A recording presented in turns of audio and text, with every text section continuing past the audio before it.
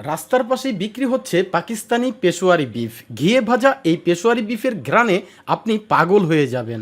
আসসালামু আলাইকুম প্রিয় দর্শক, আমি আজকে চলে আসলাম উত্তরা 12 নম্বর সেক্টর ময়লার মোড়ে জম্পেশ এই দোকানটিতে। এই দোকানে এসে আমার মনে হচ্ছে সত্যি এটি কোনো দোকান নয়, এটি হচ্ছে একটি বুফেট। দেখুন একবার মশলাবিহীন পাকিস্তানি পেশোয়ারি বিফ দেখতে যতটা মনোমুগ্ধকর, এর রয়েছে অসাধারণ একটি ঘ্রাণ। এই ঘ্রাণেই জেগে উঠবে আপনার পেটের ভিতরের ক্ষুধার্ত হয় না। এইবার দেখুন অসাধারণ মশলাযুক্ত কাঁকড়া ভুনা। যারা কাঁকড়া পছন্দ করেন, এই কাঁকড়া দেখার পর তাদের কাছে মনে হবে আজকে সত্যি কুরবানি ঈদ। ও ভাই রে ভাই, এবার আসেন নেহারি। যারা নেহারি পছন্দ করেন দেখেন একবার, মনে হবে এক একটা হাতির পা। আর এইবার যে জিনিসটা দেখাবো সেটা হচ্ছে ছোট বড় সকলের অনেক অনেক পছন্দের গরুর ভুঁড়ি। এই গরুর ভুঁড়ি অনেক জায়গাতে খেয়েছি, কিন্তু এখানে যেমন কালার, যেমন ঘ্রাণ, আর দেখতে সত্যি অনেক অনেক লোভনীয়। আমি কখন খাবো আসলে সেই অপেক্ষাই করছি। বর্তমানে আরেকটি জনপ্রিয় খাবার হচ্ছে দেশি হাঁস ভুনা। আর এই যে হাঁস ভুনাটা আপনি একবার চেয়ে দেখেন ভাই, যেমন কালার, মশলার সাথে একটা কেমিস্ট্রি তৈরি করেছে। এমন ভুনার সাথে গরম গরম রুটি, ওয়াও! ও ভাই রে ভাই, এই হচ্ছে সেই কাঙ্ক্ষিত জিনিস, গরুর মাংসের কালো ভুনা। রসুনের সাথে গরুর মাংসের কালো ভুনা, এটা আমার দেখা হচ্ছে বেস্ট একটা কালার। আপনি একবার চেয়ে দেখেন, কালারটা দেখেন ভাই। তো বন্ধুরা, এত এত খাবার দেখানোর পর আমি আসলে নিয়ে নিলাম পাকিস্তানি পেশোয়ারি বিফ। এটা খাওয়ার জন্যই আমি উত্তরা 12 নম্বর সেক্টর ময়লার মোড়ে এসেছি। আপনাদেরকে জানাবো আসলে এই খাবারটি কতটা সুস্বাদু। আসলে আমি খাবারটি হাতে নিয়ে সত্যি অবাক হয়ে গিয়েছি। মাত্র 220 টাকা দিয়ে আপনি পাবেন হচ্ছে 4 থেকে 5 পিস মাংস, সাথে হচ্ছে একটি আলু এবং মজাদার ঘিয়ে ভাজা। ঘিয়ে আসলে প্রসেস করা হচ্ছে এই ঝোলটা। আসলে রুটি দিয়ে খেতে কেমন হবে সেটাই হচ্ছে সবচেয়ে বড় ব্যাপার। প্রথমেই আমি হচ্ছে টেস্ট করব একটু ঝোল, দেখে নিই এই ঝোলটি কেমন লাগে।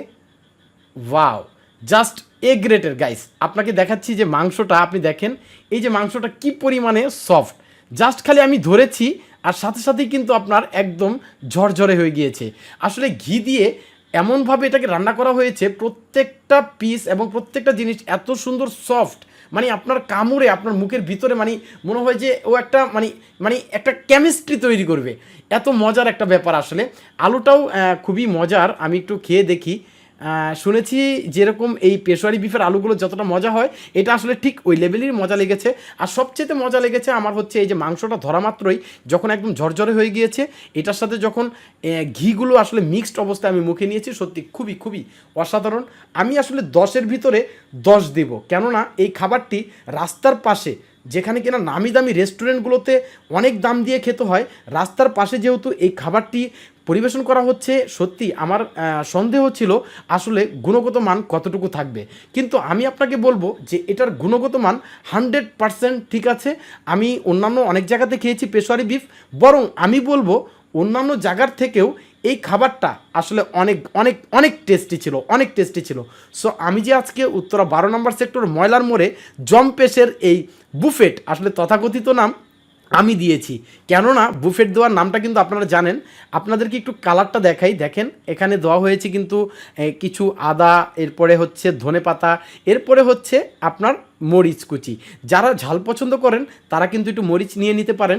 এই খাবারটা এতটাই মজার আর এতটাই মানে দেখে মনে হচ্ছে হেলদি যে বলার মতো না। ও আরেকটা কথা, এই খাবারটা কিন্তু বাচ্চারাও খেতে পারবে, কারণ এটা ঝাল একটু কম। যার যার প্রয়োজন মতো মরিচ নিয়ে নিতে পারেন। আর আমি বলবো যে আমি আজকে সত্যি ওয়ান অফ দ্য বেস্ট খাবার খেলাম উত্তরা 12 নম্বর সেক্টর ময়লার মোড়ে জম্পেশ। আমি আরেকটু খেয়ে নেই গাইস, আপনারা অবশ্যই খেতে চলে আসবেন এই মজার জায়গায়, মজার মজার খাবার।